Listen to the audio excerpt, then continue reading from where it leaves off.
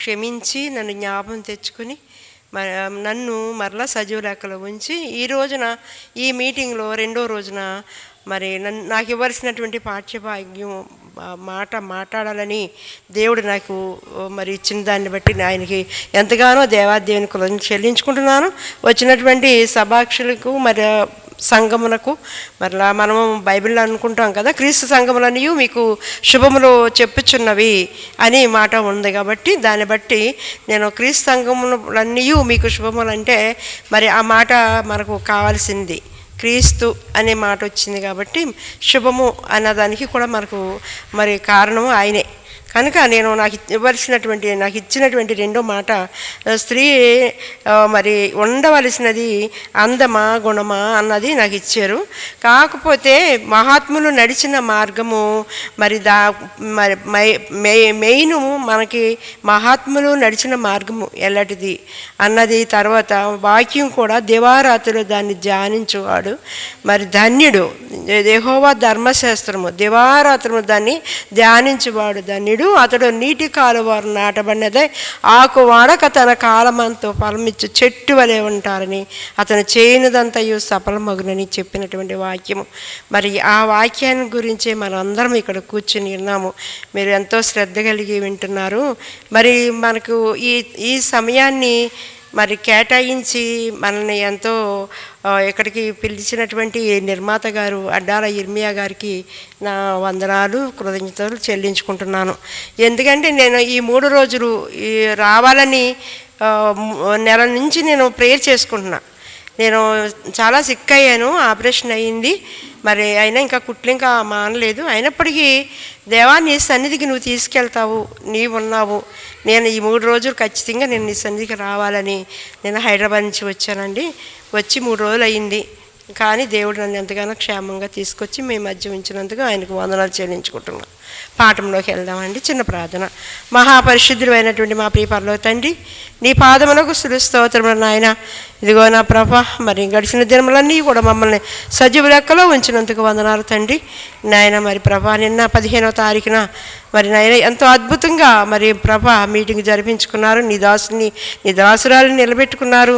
మరి సమాజంలో మరి స్త్రీ పాత్ర అన్నది ఏంటన్నది మరి మహాత్ముల గురించి మరి నాయన మరి చక్కటి వాక్యాన్ని మాకు వివరించి చెప్పినటువంటి మరి నీ బిడ్డలను బట్టి వందనాలు తండ్రి. ఇంకా మరి ప్రభా ఈరోజు కూడా మరి నువ్వు మాట్లాడితేనే కదా నాయన మేము మాట్లాడేది, మేము కాదు కదా ఇక్కడ నిలబడేది నాయన.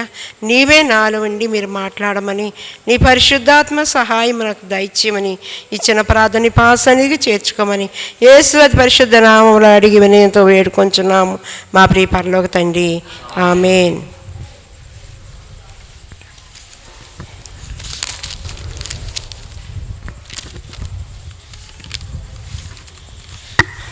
ముందుగా కీర్తనల గ్రంథము 2వ అధ్యాయము ఒక్కసారి చదువుకుని జ్ఞాపకం తెచ్చుకుందాము.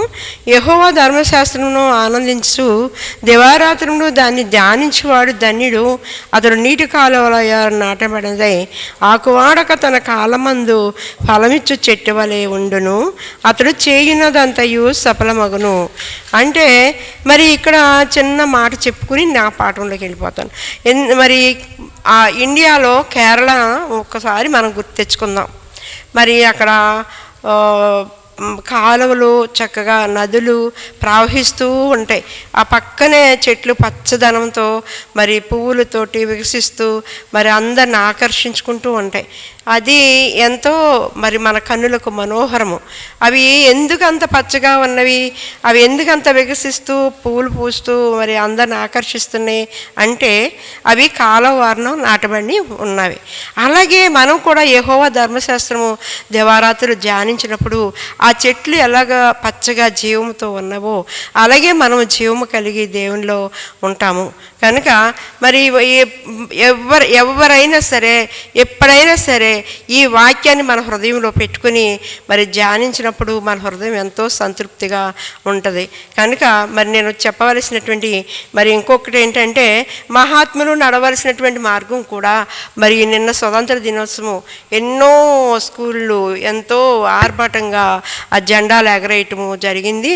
మరి ఆ జెండాలు ఎగరేసినప్పుడు మరి ఆ అధికారులు అనుకుంటారు ఈ జెండాల వెనకాల మరి ఎంతమంది కష్టం ఉన్నదో అని అనుకుని ఆ రోజు నిన్న గుర్తు తెచ్చుకుని అనేక మంది ఎగరేసి పిల్లలతో ఎన్నో పాటలు పాడి ప్రత్యేకమైనటువంటి మీటింగులు జరుగుతూ ఉంటాయి.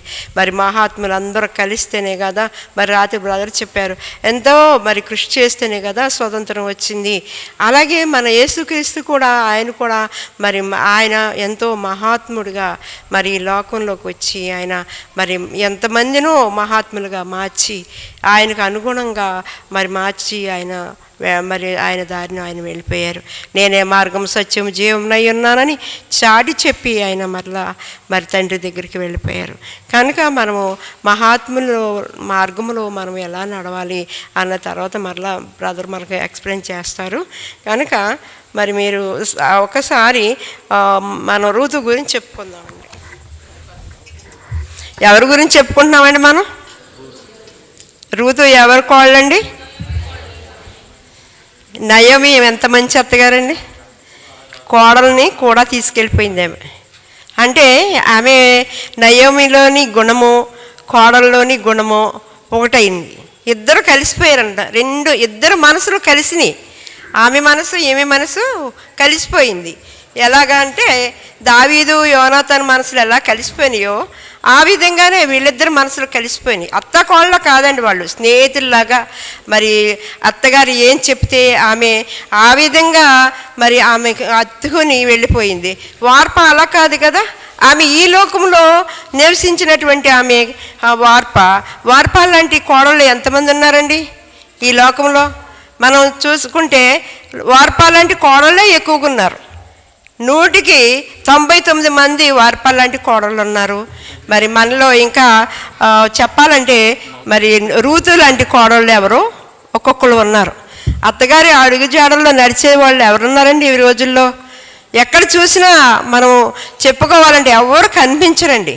కోడల్లో అడుగుజాడలోనే అత్తగారు నడవాలని చూసుకునే ఈ కాలంలో మరి ఒక్కసారి మనం రూతుని చూసుకుంటే ఆమె గుణం ఎలాంటిదంటే ఆమె అత్తగారిని హత్తుకుని నీ జనమే నా జనము, నీ దేవుడే నా దేవుడు, నిన్ను ఎక్కడ పాతి పెడితే నన్ను కూడా అక్కడే పాతి పెడతారు అని ఆమె అడుగుజాడలో నడిచి వచ్చింది. ఆమె ఎవరండి? మోయాబీరాలు. మోయాబీరాలు అంటే ఏ దేశం అది? మోయాబీ దేశం అంటే ఎలాంటి దేశం? అన్యుల దేశము. అన్యుల దేశంలో నుండి వచ్చినటువంటి రూతు ఈ రోజున బైబిల్లో ఆమె పేరు ఎంతో మ్రోగిపోతుంది. ఎంత మంచి కోడలుగా ఆమె పేరు తెచ్చుకుందంటే మరి ఆమె గురించి మనము ఈరోజు ఎంతైనా చెప్పుకోవాలి. మరి అలాంటి ఆమె గుణాన్ని ప్రచురింప చేయాలంటే మరి ఆమె బోయోజుకి భార్య అయ్యిందండి. ఆమె ఎక్కడి నుండి వచ్చింది? మోయాబు నుండి అత్తగారి దగ్గరికి వచ్చి మరి బోయోజుకి భార్య అయ్యింది. వాళ్ళలో నుంచి ఏ వంశం వచ్చిందండి? యోధా వంశం వచ్చింది. యోధా గోత్రపు సింహము యేసుక్రీస్తు వచ్చారు వాళ్ళ నుంచి. అది మనం తెలుసుకోవాలి. అందుకే మరి ఎంతమంది పుణ్య స్త్రీలు ఉన్నారు మనకు బైబిల్లో? ఈ రూతు ఉంది, ఎస్తేరు ఉంది, మరి ఇంకా మనం చెప్పాలంటే మరి ఇంకా ఎంతమంది మరి అన్న ఉన్నది. మరి ఎంతమంది పుణ్య స్త్రీలు ఉన్నారు. వాళ్ళ గుణగణాల గురించి చెప్పాలంటే మనకి ఇంకా చాలా సమయం అయిపోద్దండి. కనుక మరి ఆమె ఎవరంటే మోయాబురాలైనటువంటి ఆమె రూతు ఎంతో మరి యెహోవా యందు భయభక్తులు కలిగిన స్త్రీ. ఆమె కొనియాడబడింది అన్నమాట. మరి మనం చెప్పాలంటే యెహోవా యందు భయభక్తులు కలిగిన స్త్రీ కొనియాడబడింది అని అన్న దానికి ఉదాహరణ రూతు. ఆమె మోయాబురాలని మనం చెప్పుకుంటున్నాము.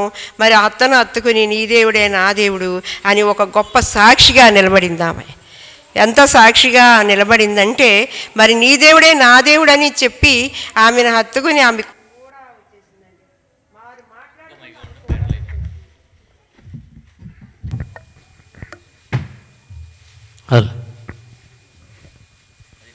దేవుని స్తోత్రం.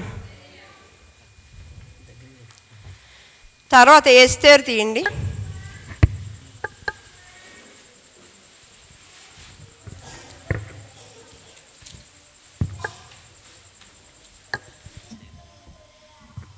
ఎస్తేరు 1వ అధ్యాయము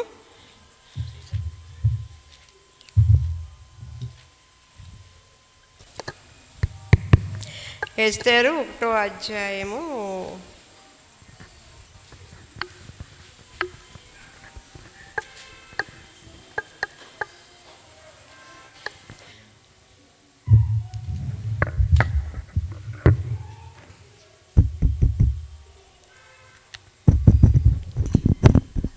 సారీ 2వ అధ్యాయము 5వ వచనం అండి.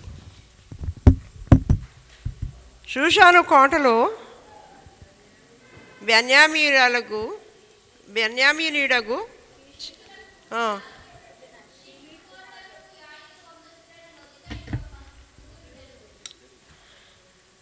చాలండి.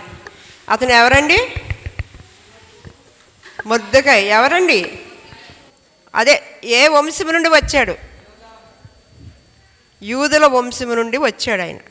అయితే ఆయనకు మరి ఒక పినతండ్రి ఉన్నాడన్నమాట. ఆయన పేరు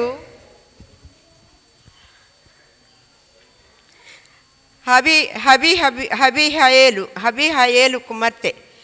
మొర్దెకై పినతండ్రి అయినటువంటి హబీహయేలు కుమార్తె ఎస్తేరు. అయితే ఆమెకు మరి ఏం బోధించారంటే, మరి నీవు మరి వష్టికి బదులుగా రాణి అవుద్దని ఆయనకు తెలుసు. ఆయన మనసులో పెట్టుకుని, నీవు రాజు దగ్గరికి వెళ్ళినప్పుడు కానీ వాళ్ళ మధ్యలోకి వెళ్ళినప్పుడు కానీ నీ జాతినైనను నీ పేరైనను నువ్వు ఎక్కడి నుంచి వచ్చావైనను నువ్వు ఎవరికి చెప్పొద్దని ఆయన ఖచ్చితంగా చెప్తాడనమాట. ఆమె ఏమని అనుకుందంటే, ఆమె తగ్గించుకుని తన అన్న అయినప్పటికీ పినతండ్రిగా సొంత తండ్రిగా ఆమె ఆయన్ని మరి అంగీకరించి ఆయన మాటకి ఒప్పుకొని మరి ఆయన మొర్దెకై మాట విని తను అక్కడికి వెళ్ళినప్పుడు మరి స్త్రీలు వచ్చిన వంతు చొప్పున ఆమె వెళ్ళే వరకు కూడా రాణి అయ్యే వరకు కూడా ఆమె ఎప్పుడూ కూడా తన జాతిని కానీ ఏమీ చెప్పలేదు. మరి అలాంటప్పుడు మరి ఆమె గుణము ఎలాంటిదండి? మంచి గుణము కలిగిందన్నమాట. ఆమెకు అందము ఉంది, గుణము ఉంది. మరి తను చెప్పినటువంటి మొర్దెకై మాట కూడా మరి తను అంగీకరించిందనమాట. అప్పుడు తన ఉపవాసం చేత తన యూదులను రక్షించుకుంది. ప్రాణానికి తెగించి కూడా, రాజు రమ్మంటేనే తప్ప రాజు దగ్గరికి ఎవరు వెళ్ళరు కనుక తను రాజు రమ్మనపోయినా సరే తను ఉపవాసం ఉండి ప్రాణానికి తెగించి మరి తను వెళ్ళి మరి తన జనాల్ని, రాజుని చెప్పి తన జనాల్ని రక్షించుకుంది. మరి యూదులకు రక్షణ కలిగజేసినటువంటి గొప్ప త్యాగశీలి అయినటువంటి ఎస్తేరు మహారాణి. ఆమె ఒకప్పుడు దీనురాలుగా ఆ కోటలోకి ప్రవేశించింది. ఆఖరికి ఆమె ఏమైందండి?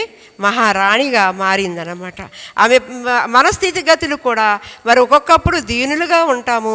మరి పెంట కుప్పల నుండి దీనులను ఆయన పైకి లేవనెత్తును అన్నట్లుగా మనం ఎంతగానో దీనత్వం కలిగి ఆయన సన్నిధిలో ప్రార్థించినప్పుడు, ఉపవాసం ఉన్నప్పుడు, కన్నీరు కాచినప్పుడు ఆయన పరమందున మన కన్నీరు చూసి నా బిడ్డ ఇంతగా బ్రతిమాడుకుంటుంది అనేసి మన మొర ఆలకించి మనల్ని కూడా పైకి లేవనెత్తునన్నమాట. మరి ఎస్తేరుని ఏ విధంగా మరి ఆమె దీనత్వం తగ్గింపు చూసుకుని మరి దేవుడు మహారాణిగా మరి ఆయన చేయటం జరిగిందన్నమాట. అప్పుడు మరి తన తండ్రిని, తన మొర్దెకై అయిన తన తండ్రిని హామాను ఇంటికే అధికారిగా మార్చింది. మరి ఆమె తను మహారాణి అయ్యింది. తన తండ్రిగా భావించిన ఆ పెంచిన ఆయన్ని కూడా మరి హామాను అనే మోసగాడిని తను తీసుకున్న తన గోతులని పడినట్లుగా మరి తను చేసి మరి తన తండ్రిని ఒక అధికారిగా చేసిందన్నమాట. ప్రాణాన్ని తెగించి ఉపవాసం చేసి ప్రార్థించి తన యూదుడైనటువంటి తన జనాంగాన్ని రక్షించుకుని ఆమె మరి ఎంతో మంచి ఖ్యాతి కలిగినటువంటి రాణిగా మరి దేవునికి మరి భయభక్తులు కలిగినటువంటి స్త్రీగా ఆమె గుణము కొనియాడబడిందన్నమాట. తర్వాత మనం మరి ఇంకొక అధ్యాయం చూసుకుందామండి. మరి ప్రభువు యొక్క ఆత్మ మరి ఎక్కడ ఉంటుందో అక్కడ స్వతంత్రం ఉంటుందండి. మరి ఆయన ఆత్మ కనుక మనలో ఉన్నప్పుడు మనం స్వతంత్రులుగా బ్రతుకుతాము. 1 పేతురు 2 సామెతలు 31 అధ్యాయము 30వ వచనం.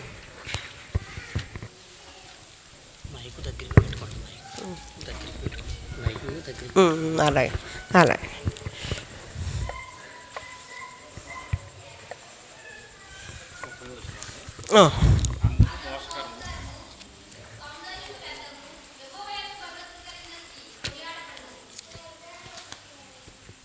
మళ్ళీ చదవమ్మా.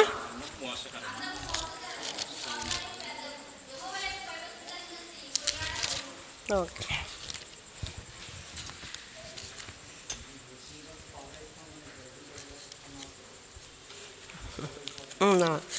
అందము మోసకరము, సౌందర్యము వ్యర్థము. అయితే మనం అందం గురించి చెప్పుకుందామండి. ఈ రోజుల్లో అందము కొరకు ఎంతమంది ఎన్ని బాధలు పడుతున్నారు. మరి అలాంటప్పుడు అందం మోసకరము, సౌందర్యం వ్యర్థమని మనకి ఇక్కడ మరి సామెతల్లో తెలియపరిచింది. దానికన్నా ముందు ఒక మాట, మరి సామెతలు 31:10 చదవండి.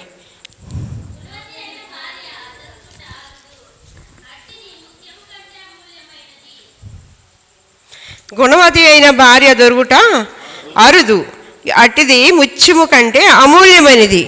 మరి గుణవతి అయిన భార్య దొరకటం చాలా కష్టమండి. మరి మన పిల్లలకి అత్తగారులైనటువంటి వారు ఉన్నారు, తల్లి అయినటువంటి వారు ఉన్నారు, మరి కొడుకు కోడల్లో కలిగినటువంటి వారు ఉన్నారు. మరి మన బిడ్డలకి పెళ్లి చేయాలంటే మరి ఆ అమ్మాయి గుణం ఎలాంటిది, మరి ఎక్కడి నుంచి వచ్చింది, ఏ ఊరు అని మనం చూడుకోకుండా చేసేస్తామండి, చేయం కదా. మరి ఆ పిల్ల గుణం ఎలాంటిది, ఆమె ఎక్కడి నుంచి వచ్చింది, ఎవరికి పుట్టింది, మరి వాళ్ళ పేరు ప్రఖ్యాతి ఏంటి అని మనం చూస్తూ ఉంటారు. కనుక మరి గుణవతి అయినటువంటి భార్యలు ఎంతమంది ఉన్నారు. మరి వెతికి అమ్మాయి గుణం మంచిదంట, ఆ పిల్ల గుణం మంచిదంట అంటారు. కనుక చెట్టు అయినా సరే తన ఫలాన్ని బట్టి మరి ఆ చెట్టు గుణము ఎలాంటిదో తెలుస్తుంది అన్నమాట. మరి పువ్వు వికసించిందంటే, మరి ఆ పువ్వు పరిమళాన్ని ఇచ్చిందంటే ఆ పువ్వు గుణం కూడా ఎలాంటిదో తెలుస్తుంది అన్నమాట. అది ఆ పువ్వు మకరందాన్ని మరి వికసించినప్పుడు మరి ఒక తేనెటీగ దాని మీద వాలి మరి ఆ తేనెను మాయగా ఆ మకరందాన్ని మాయ చేసేస్తుంది. అలాంటప్పుడు మరి అందము కూడా మరి గుణము లేకుండా అందమే ఉందంటే ఈ లోకంలో ఉన్నటువంటి వాళ్ళు ఎలాంటి వాళ్ళు అంటే, మరి తేనె ఏ విధంగా మాయమైపోద్దో పువ్వు నుండి ఆ తేనెటీగ వచ్చి ఎలా పట్టుకుపోద్దో, అలాగే సౌందర్యం ఉన్నటువంటి వారి దగ్గర కూడా మరి గుణము లేకపోతే మరి అలాగే మోసపోతూ ఈ లోకంలో బ్రతుకోవాల్సి వస్తుంది. కనుక మనకి గుణము ఎంతో మంచిది, అలంకారం అన్నమాట. స్త్రీకి ముఖ్యమైనది గుణము, అలంకారము. మరి గుణమైతే అయిన భార్య ముత్యము కంటే అమూల్యమైనదంటే, ముత్యము గురించి చెప్పారంటే ముత్యము ఎలా ఉంటుంది, ముత్యము విలువ ఏంటి అంటే, ఒక ఆల్చిప్ ఉంది, అది వర్షం వచ్చినప్పుడు ఒక్కసారే నోరు తెరుస్తుంది, ఒక్క చినుకు పడగానే అది వెంటనే క్లోజ్ చేసేస్తుంది. అది చచ్చిపోయినా సరే నోరు తెరవదు. అలాంటప్పుడు కొన్ని రోజులు చనిపోయాక దాన్ని తెరిచి చూస్తే మరి ముత్యము కనిపిస్తుంది అన్నమాట. అలాగే మనము కూడా మనలో మరి ఎన్ని శ్రమలు వచ్చినప్పటికీ, ఎంత బాధ వచ్చినప్పటికీ మనలో గుణం అనేది, మంచితనం అనేది, మంచి బుద్ధి అనేది మనం పోగొట్టుకోకుండా మరి మనం నిలబడినప్పుడు మరి ముత్యములాగా దేవునిలో మెరుస్తామన్నమాట. కనుక మరి ఆమె ఎలాంటిదంటే,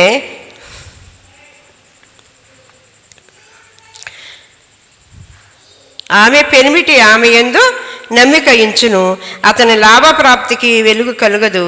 ఆమె తాను బ్రతుకు దినములనియు అతనికి మేలు చేయను కానీ కీడేమి చేయదంటండి. ఎవరు? గుణవతి అయినటువంటి భార్య. ఆమె గొర్రెబొచ్చును అవిసెనారను ఒడుకును తన చేతులారా వాటితో పనిచేయును, చేతులారా వాటితో పని చేయను.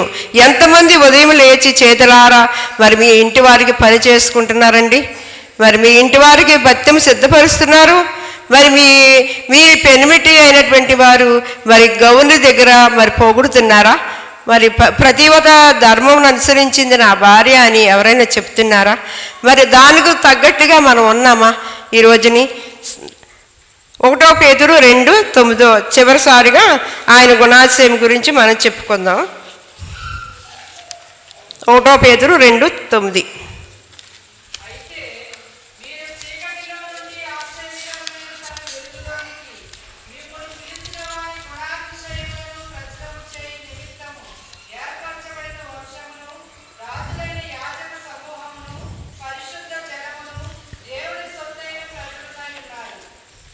చాలండి. ఆయనకు మనము ఎవరండి? సొత్తు, యాజకులమైనటువంటి ప్రజలై ఉన్నాము, ఆయన సొత్తు అయి ఉన్నాము.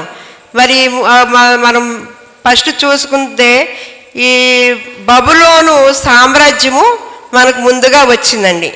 తర్వాత మాదీయ పారసిక సామ్రాజ్యము మనకు వచ్చింది. తర్వాత గ్రీకు సామ్రాజ్యము వచ్చింది. తర్వాత రోమా సామ్రాజ్యం వచ్చింది. తర్వాత క్రీస్తు సామ్రాజ్యం. ఆఖరికి ఎవరు వచ్చారండి? క్రీస్తు సామ్రాజ్యం. క్రీస్తు సామ్రాజ్యము ఆఖరికి వచ్చిందంటే ఆయన గుణాతిశయం గురించి ఆల్రెడీ మనకు తెలుసు. పరిశుద్ధ జనమైన దేవునికి సొత్తు అయినటువంటిది ఆయన రక్తంతో మనలను కడగబడినాము.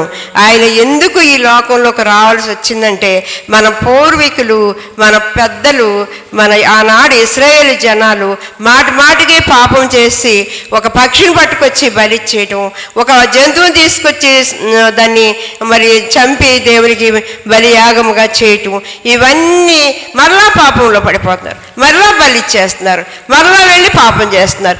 ఈ విధంగా యెహోవా దేవుడు చూసి మన తండ్రి మరి పశ్చాత్తపడి ఇంత బలియాగం జరిగినప్పటికీ మరి ప్రజలు మారట్లేదు.